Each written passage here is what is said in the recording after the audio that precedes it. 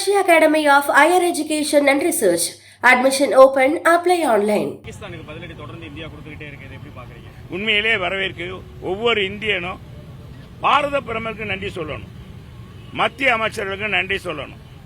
இந்த அனுபவம் சொல்றாங்க இல்லையா, வயதானவங்க, அந்த வயதானவங்க அமைச்சர்கள் ராஜ்நாத் சிங்கா இருக்கட்டும், நம்ம உள்துறை அமைச்சர் அமித்ஷாவா இருக்கட்டும், இவங்களையெல்லாம் வச்சு இது பண்ற நம்முடைய பாரத பிரதமர் மோடிஜி அற்புதமான பணி.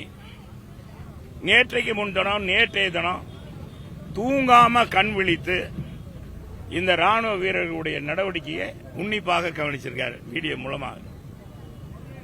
பாரத பிரதமர் இப்படி ஒரு பிரதமர் நாம பெற்றதுக்கு உண்மையிலேயே இந்திய மக்கள் பெருமைப்படணும். நம்ம பெருமைப்படுறோம்.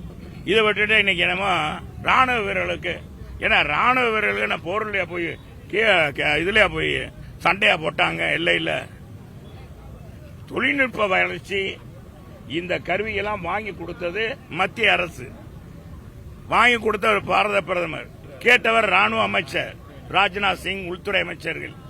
இவர்கள் தான் எந்தெந்த இது வாங்கணும், நம்ம ஆயுதங்கள் எப்படி தாக்கலாம், எதிரிகள் வந்தா எப்படி தாக்குவது என்பதை அவங்க தான் உன்னிப்பாக. முதல்ல நீ பாராட்ட வேண்டியது யார?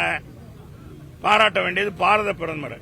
அதை விட்டு ராணுவ வீரர்களுக்கு பாராட்டு தெரிவிச்சு திமுக என்ன நாடகம் ஆடுறாங்க பாருங்க. இவங்க நாடகம் ஆடுறதுக்கு ஒரு எல்லையே இல்லை. நாட்டு மக்களை ஏற்றுக்கொள்வாங்களா? சரி, இதே ஸ்டாலின் விட்டு அங்க இருக்கிற நம்ம செக்ரட்டரி இவங்களை பாராட்டி ஒரு ஊர்வலம் நடத்தினா என்ன ஆகும்? என்ன அர்த்தங்கட்டத்தனமா இன்னைக்கு பேரணியா? இதெல்லாம் ரொம்ப மோசம்.